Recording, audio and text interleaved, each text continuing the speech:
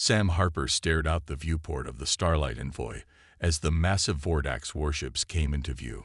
His mouth went dry. The alien vessels were covered in what looked like metal scales, with glowing red energy pulsing between them. They were at least 3 times the size of the human ship. "They're hailing us," said Jake Miller, his voice tight. The military advisor's hand rested near his sidearm, though they all knew it would be useless if the Vordax decided to attack. Sam nodded and smoothed down his diplomatic uniform. He wasn't supposed to be the one answering. Lisa Delgado, his mentor and the head of Earth's diplomatic mission, had been preparing for this first contact for months. But 6 hours ago, she had collapsed with a sudden fever. The ship's doctor had her in quarantine. "Ready communications," Sam said, trying to keep his voice steady. The main screen flickered to life, and Sam fought to keep his expression neutral. The Vordax commander was enormous, with gray-purple skin stretched over a frame that must have been 8 feet tall. 4 yellow eyes blinked in unison above a mouth filled with teeth that reminded Sam of broken glass. "I am Supreme Commander Krazoth of the Vordax Empire," the alien said, its translator making the words sound like rocks being crushed. "You enter territory claimed by the Vordax." Sam stepped forward. "Supreme Commander, I am Diplomat Sam Harper of Earth. We come seeking peaceful relations between our peoples." All 4 of Krazoth's eyes narrowed. "Where is your leader?" "We were told to expect someone called Delgado. Ambassador Delgado has fallen ill. I speak with her full authority." A low rumble came from the alien commander. Sam couldn't tell if it was laughter or a growl. "Humans send a replacement to meet the Vordax Empire. An empire that has conquered 17 star systems." Krazoth leaned closer to the screen. "This shows either great courage or great stupidity." Jake tensed beside him, but Sam kept his focus on the alien. He noticed something in the way Krazoth held himself. A slight tilt of the head, the positioning of those massive arms. It reminded him of something he'd studied about predatory species and dominance displays. "Supreme Commander, I would be honored to meet in person to discuss how our civilizations might benefit each other," Sam said, giving a slight bow that kept his eyes on the alien. "Benefit?" Krazoth laughed, a sound like metal grinding. "The Vordax do not negotiate with species that have not proven their worth. You will dock with our flagship. You will have one chance to show that humans deserve to exist as more than our servants." The screen went black before Sam could respond. "Well, that went terrible," Jake said, running a hand through his short hair. "What do we do now?" Sam kept staring at the screen, thinking. "We dock with their ship. Are you crazy? That's exactly what they want. We'll be walking right into their claws." "No, there's something else going on here." Sam turned to face the others on the bridge. "Did you notice how Krazoth positioned himself? How he spoke? He wasn't just threatening us. He was testing us." "Testing us for what?" asked the navigator, a young woman named Olivia. "I'm not sure yet, but the Vordax have conquered 17 systems, like he said. They could have just attacked us. Instead, they're giving us a chance to prove ourselves." Sam looked back at the alien ships. "There are rules here we don't understand yet." Jake shook his head. "The Admiral won't like this." "The Admiral isn't here," Sam said. "And we need to learn more about the Vordax if we want to protect Earth. Tell the engine room to prepare for docking procedures." As the Starlight Envoy moved toward the massive alien flagship, Sam felt the weight of billions of lives on his shoulders. Earth's military was still recovering from the last war. They couldn't stand against the Vordax if it came to a fight. Sam watched the alien warships grow larger in the viewport. Whatever test awaited them, he would find a way to pass it. Humans had always been good at adapting, at finding unexpected solutions. He just hoped that would be enough. The docking bay of the Vordax flagship was massive, with ceilings so high Sam had to crane his neck to see them. The air smelled strange, like metal and something sweet. Armed Vordax soldiers lined the walls, each holding weapons that glowed with the same red energy Sam had seen pulsing through their ships. Stay calm, Sam whispered to his small team. Ben Walsh, the cultural anthropologist, was taking quick notes on his tablet. Jake Miller kept his hands visible but stayed alert, his eyes darting between the alien guards. A door slid open and Krazoth entered. In person, the alien warlord was even more intimidating. He towered over the humans, his armor covered in symbols that might have been military honors. Behind him walked a smaller Vordax with paler skin. "This is Vexera, my chief advisor," Krazoth said. His voice was deeper in person, vibrating in Sam's chest. "He believes you should be destroyed immediately." Sam swallowed hard but kept his face calm. "Then I'm glad you're the one making decisions, Supreme Commander." Vexera hissed something in their native language. Krazoth ignored him. "You have 1 week by your Earth time to convince me that humans are worthy of respect rather than conquest," Krazoth said. "You will be given quarters on this level. You may observe our ways, but do not interfere." "Thank you for this opportunity," Sam said. "We would like to learn about your culture while we're here." Krazoth's 4 eyes blinked in sequence. "You wish to study us? Interesting. Most species only beg for mercy." "Knowledge is important to humans," Sam explained. "We believe understanding leads to better decisions." Vexera stepped forward. "They seek our weaknesses, Supreme Commander. This is a military tactic." "Perhaps," Krazoth said, "but a weak enemy would not dare to study us so boldly." He turned back to Sam. "You may move freely in the permitted areas. Dravkhan will be your guide." A younger Vordax stepped forward, his skin a deeper purple than the others. He thumped his chest with one fist and bowed his head slightly to Krazoth. After the Supreme Commander left, Dravkhan led the humans to their quarters. The rooms were tall and Spartan, with hard sleeping platforms and strange lighting. "These are warrior quarters," Dravkhan explained in rough English. "Not for comfort, for rest between battles." "Thank you," Sam said. "Could you tell us about daily life on your ship?" Dravkhan seemed surprised by the question. "We train. We prepare. We conquer. What else is there to know?"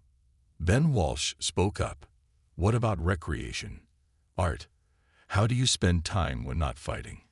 The alien tilted his head. "We have combat games, tests of skill and strength." He hesitated. "And the great tales, stories of past victories." Sam noticed how Dravkhan's posture changed when mentioning these tales. "Could we learn about these stories? They sound important to your people." "They tell of our greatest warriors," Dravkhan said, with what seemed like pride. "Of challenges met and enemies respected." "Challenges?" Sam asked. "Like contests between warriors." "The Krav Duel," Dravkhan said. "The challenge of equals. When disputes cannot be settled by words, they are settled by tests." Later, as the team gathered in their quarters, Ben could barely contain his excitement. "This is fascinating. Their society seems built around combat, but there's a ritual structure to it. Did you notice how Dravkhan spoke about those challenges?" Sam nodded. "There's more to them than just military conquest. They have traditions, codes of conduct." Jake looked skeptical. "Great, so they'll kill us honorably instead of just blasting us to bits." "No," Sam said. "This gives us an opening. If they respect strength and skill, we need to show them humans have those qualities." "How?" Jake asked. "We can't beat them in physical combat." Sam stared out the viewport at the stars. "Strength isn't just physical. We need to find out what these challenges involve." The next morning, Sam found Dravkhan in a large chamber where Vordax warriors were training. Some fought with weapons, others practiced moves with their 4 arms that looked like a violent dance. "Teach me," Sam said to Dravkhan, pointing at the training warriors. Dravkhan's eyes widened. "You? A human. Our ways would break you." "Then I'll break," Sam said, standing as tall as he could.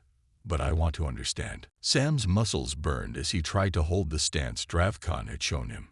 3 days had passed since he asked to learn Vordax combat training, and every inch of his body hurt, but he refused to quit. Enough, Dravkan said, his voice almost showing concern.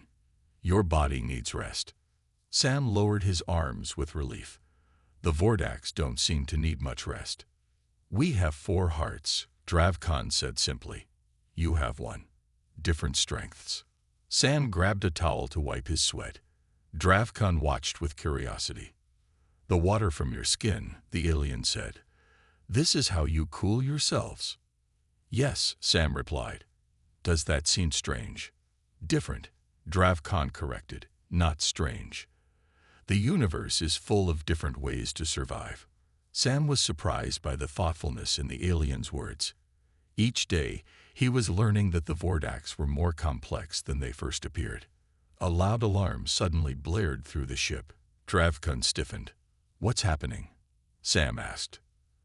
Your Earth ship approaches, with a larger vessel.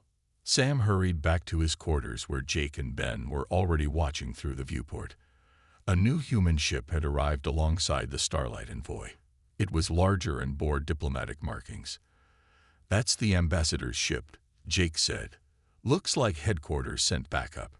An hour later, Sam stood in the great meeting hall of the Vordax flagship. The room was circular, with raised platforms around the edges where Vordax officers stood watching. In the center, Supreme Commander Krazov towered over a newly arrived human woman. Sam Harper, the woman said when she saw him. Her voice was cold. I'm Ambassador Maria Franklin. I've been sent to take over negotiations. Ambassador, Sam said with a nod. I'm glad to see Earth takes this meeting seriously. What I take seriously is that you failed to establish proper diplomatic protocols. She turned back to Krazov. Supreme Commander, I bring formal greetings from Earth. We request structured negotiations following the standard Galactic Council format. The room went silent. Sam felt his stomach drop. The Vordax Empire does not recognize the authority of your Galactic Council, Krazov said slowly. We are not members. We are conquerors. Maria pressed on. Nevertheless, there are established diplomatic. Silence. Krazov roared. The translator barely kept up with his words. You send this replacement to dictate terms to the Vordax. Your arrogance will be your destruction. Vexera stepped forward, his eyes gleaming. Supreme Commander, I advised caution with these humans. Now we see their true nature. They do not seek understanding. They seek to impose their ways on us. Sam could see the situation falling apart. Maria didn't understand Vordax culture. She was following Earth protocols that meant nothing here. Supreme Commander, Sam said, stepping forward. May I speak? Krazov's 4 eyes turned to him. The little warrior speaks. Yes, I will hear you before I destroy your world. Sam's heart raced, but he kept his voice steady. Ambassador Franklin has just arrived. She doesn't yet understand your ways as I've been learning to do. And what have you learned, small human? Krazov asked. Sam took a deep breath. I've learned that the Vordax respect strength, that you value tradition and honor, and that when words fail, you have another way to settle matters. The room grew even quieter. Even Vexera seemed surprised. You speak of the Krav duel, Krazov said. The challenge of equals.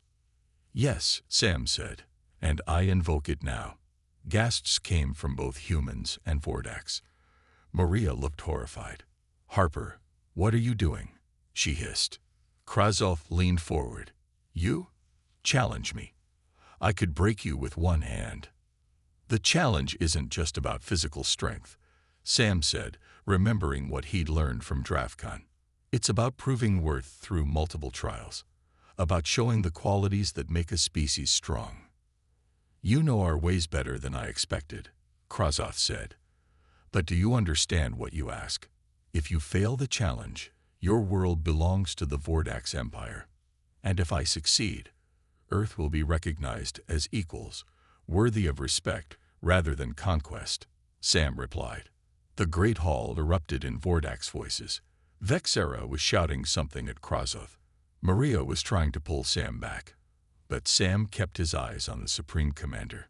Finally, Krazoth raised a hand, and silence fell. "I accept the challenge," he said. "5 trials to test both body and mind. We begin tomorrow." As the Vordax filed out of the hall, Maria grabbed Sam's arm. "Have you lost your mind? You've just gambled our entire planet." Sam looked at her steadily. It was already gambled. This was the only way they would respect us. Sam stood in the center of the combat arena, trying to control his breathing. The first trial was about to begin. Around him, hundreds of Vordax watched from tiered seating that circled the arena. The few humans from both ships were gathered in one small section, looking worried. Krazoth entered from the opposite side. The Supreme Commander had removed his upper armor, revealing muscled arms and a chest covered in scars. 2 Vordax attendants followed him, carrying weapons on a large tray. "The first trial is combat with traditional weapons," Dravkhan explained from beside Sam. "You must choose." Sam looked at the tray as it was presented to him. There were several weapons he didn't recognize. One looked like a cross between a sword and an axe. Another was a flexible whip with metal barbs. "Which would you choose?" Sam asked Dravkhan quietly. "For a human." Dravkhan seemed surprised by the question. "The light staff. It requires less strength and more speed." Sam picked up the indicated weapon. It was a metal staff with glowing energy points at both ends. It felt surprisingly light in his hands. Krazoth chose a massive blade that would have been a 2-handed sword for a human. He held it easily in one hand. "Begin," called a Vordax official. Krazoth moved with shocking speed for his size. Sam barely dodged the first swing, feeling the air move as the blade passed inches from his face. He tried to counter with the light staff, but found himself constantly retreating. "Stand and fight," Krazoth growled. "I'm trying," Sam gasped, narrowly avoiding another swing. For 5 minutes, Sam managed to stay out of reach, using the techniques Dravkhan had taught him. But he couldn't land any significant hits on Krazoth. The Vordax commander was too strong, too skilled.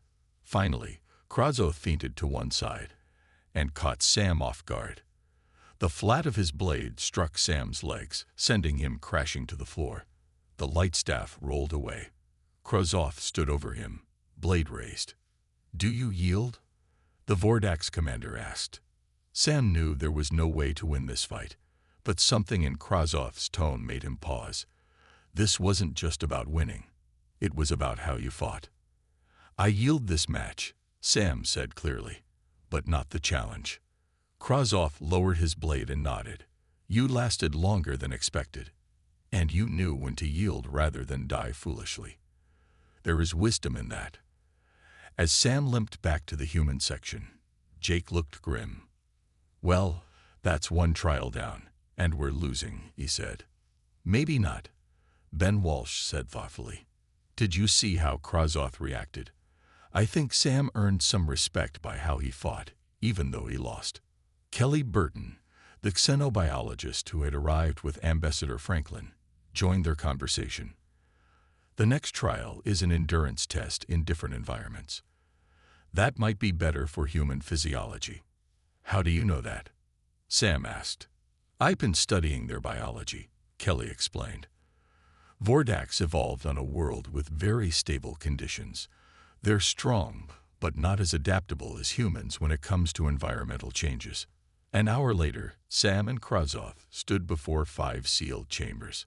"The second trial tests survival skills," the Vordax official announced. "Each chamber simulates a different hostile environment. You must endure all 5 for as long as possible." The first chamber was filled with intense heat. Sam sweated heavily, but found it bearable. Krazoth seemed uncomfortable but determined. The second chamber was freezing cold. Here, Sam had an advantage. Humans had evolved to handle temperature variations better than the Vordax. Krazoth's movements became slower in the cold. The third chamber had low oxygen. Both struggled, but Sam's smaller body required less oxygen than Krazoth's massive frame. By the fifth chamber, which combined multiple challenges, Sam was exhausted but still functioning. Krazoth was visibly struggling. When they emerged, the Vordax crowd was silent. The human has endured longer in 3 of the 5 environments, the official announced. The second trial goes to Earth. Sam could hardly believe it. He had won. As they left the arena, he noticed young Vordax warriors watching him with new interest. One of them, smaller than the others, approached. "I am Zoruk," he said. "Many said humans were weak, but you adapt quickly. This is a different kind of strength." Sam smiled despite his exhaustion. Every species has different strengths. That's what makes the galaxy interesting. Later, as the human team helped Sam recover, Ambassador Franklin approached. "I still think this challenge was reckless," she said, "but you may have found a way to reach them that I couldn't. What's the next trial?" "Strategy," Sam said. "A battle of minds, not bodies, and I think we might have a chance." Sam stood before a large table covered in a 3-dimensional map. Small holographic ships floated above it. This was the arena for the third trial, a battle of tactics. "The rules are simple," the Vordax official explained. "Each of you commands a fleet. You take turns moving ships and attacking. The one who destroys the other's command ship wins." Krazoth took his position across from Sam. "Your species has little experience in space warfare. This will not end well for you." Sam studied the map. The battlefield included asteroid fields, a nebula, and several planets. He recognized that this wasn't just about firepower. It was about using the environment. "Let us begin," Krazoth said, moving his ships into an aggressive formation. Sam responded by splitting his fleet into smaller groups. Krazoth laughed. "You divide your strength, a beginner's mistake." But Sam had a plan. As the battle progressed, he used the smaller groups to draw Krazoth's forces into traps. One group would appear vulnerable, and when Krazoth moved to attack, another group would emerge from the nebula or behind an asteroid to strike. After an hour, Krazoth's fleet had taken heavy losses, while Sam had preserved most of his ships. The Vordax commander grew frustrated. "You fight without honor," he growled. "Always hiding, never facing me directly." "I fight with the strengths I have," Sam replied calmly, "just as you use your strength when it gives you advantage." In the final move, Sam lured Krazoth's command ship into the nebula, where it was ambushed from multiple directions. The holographic ship exploded in a burst of light. The Vordax crowd murmured in shock. No one had expected the human to win this trial. "The third trial goes to Earth," the official announced. As they left the tactical arena, Sam noticed Alan Peters, an intelligence officer from the second Earth ship, waiting for him. "We need to talk," Alan whispered. "I found something in their historical records." In a quiet corner, Alan showed Sam his findings. "I've been analyzing data from their ship's computer. There's evidence that the Vordax encountered humans before, about 200 years ago." "That's impossible," Sam said. "We've only had deep space capability for 80 years. "Not Earth humans," Alan clarified. "A lost colony ship. Look at these records." The images showed a damaged human vessel and Vordax ships surrounding it. "What happened to them?" Sam asked. "That's the interesting part. According to these records, the humans fought back despite being outmatched. They impressed the Vordax enough that they were allowed to settle on a remote planet rather than being conquered." Sam felt a chill. "So they've been testing us all along.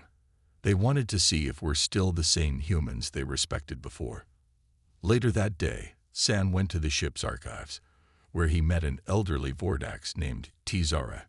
The old keeper of records had 4 cloudy eyes and moved slowly. "You seek knowledge of the past," Tizara said. It wasn't a question. "I do," Sam replied. "About previous human encounters with the Vordax." Sarah studied him for a long moment. "The humans of the broken ship. They were few in number but showed great spirit. They adapted their small weapons to disable a Vordax cruiser. Clever.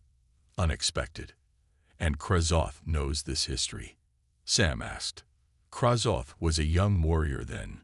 It was his first campaign. Tizera's voice lowered.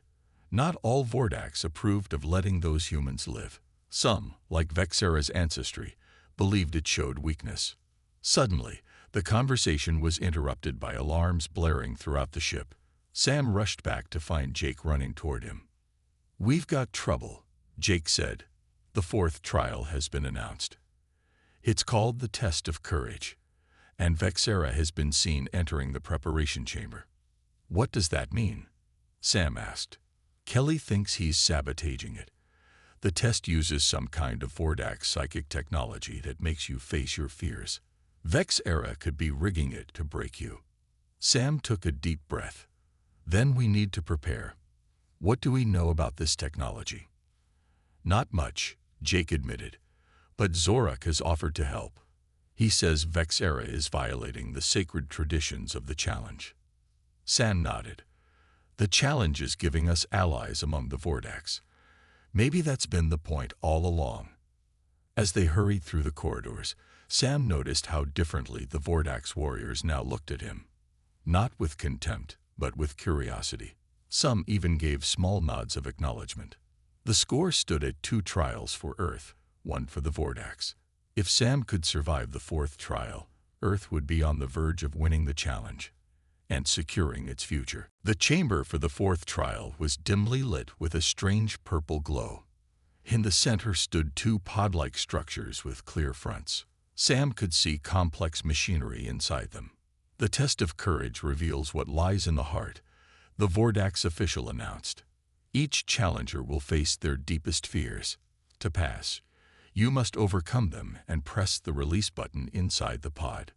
Sam looked at Krazoth, who stood tall and confident. The Supreme Commander showed no sign of worry. "Be careful," Zorak whispered to Sam. "Vexera has altered your pod. The fears will be stronger, more real than is normal." "How bad will it be?" Sam asked. "It could break your mind," Zorak said solemnly. "But I have adjusted something to help you. Remember that what you see is not real, no matter how it feels." Before Sam could ask more questions, the officials directed both challengers to their pods. As the clear door sealed shut, Sam felt a wave of panic. He was voluntarily trapping himself in an alien device that had been tampered with. A sweet-smelling gas filled the pod. Sam's vision blurred, and then the world around him changed. He was on Earth, in the middle of the city, but something was wrong. The buildings were damaged, and the streets were filled with Vordax soldiers rounding up humans. Sam realized he was seeing what would happen if he failed the challenge. Earth under Vordax control.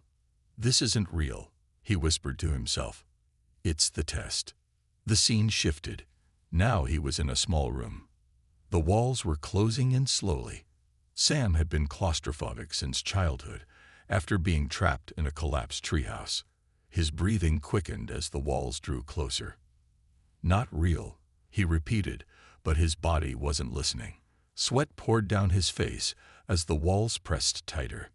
Just as the panic threatened to overwhelm him, Sam remembered Zorak's words. He closed his eyes and focused on his breathing, using a technique Dravkan had taught him.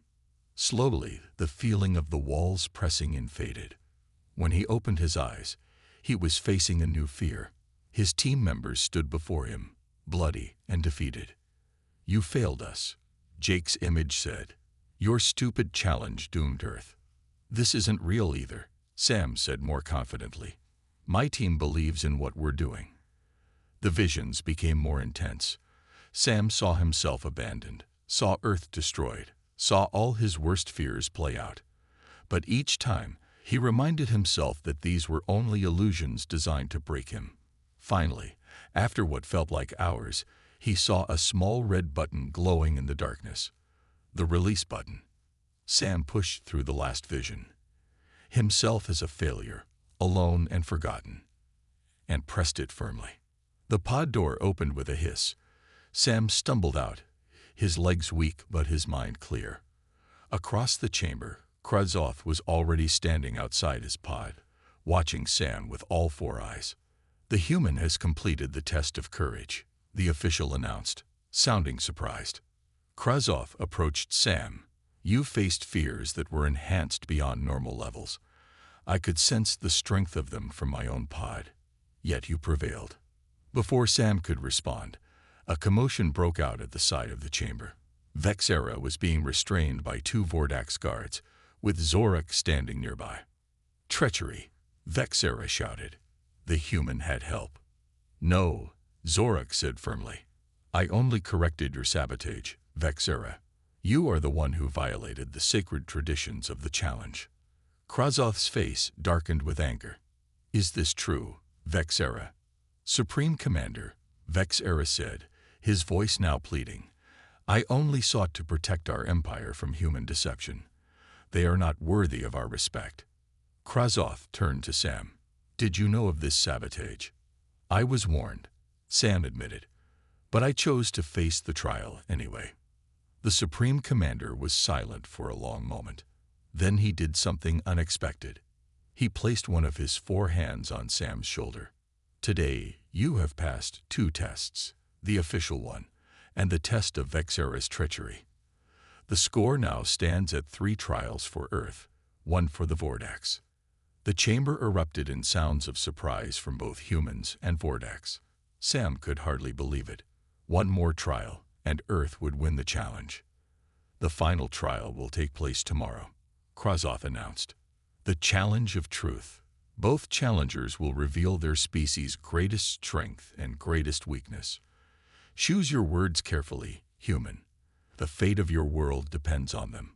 As Sam left the chamber with the human team, Ambassador Franklin looked at him with new respect. I never thought this would work, she admitted.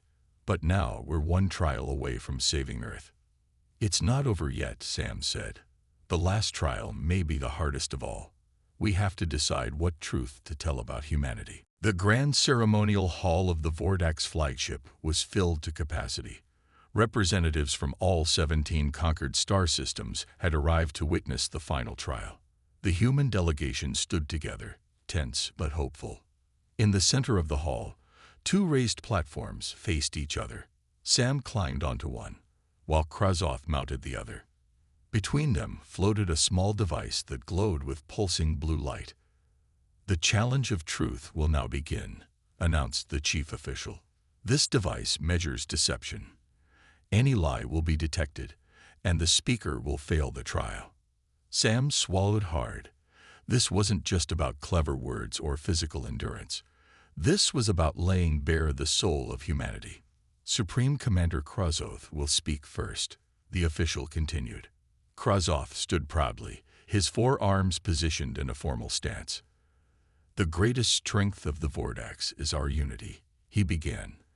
For 10,000 years, we have moved as one people with one purpose. We do not allow division or dissent. This has made us the most powerful empire in this sector of the galaxy. The blue light pulsed steadily, confirming the truth of his words. Our greatest weakness. Krasov paused, and Sam could see how difficult this was for the proud commander.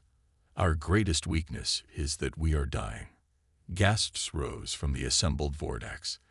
This was clearly not common knowledge. Our genetic code is failing, Krasov continued. Each generation produces fewer offspring. Those born are often weaker. Our scientists predict that within 5 generations, the Vordax will face extinction. The blue light pulsed even more brightly, confirming this painful truth. This is why we conquer, Krasov said, his voice heavy.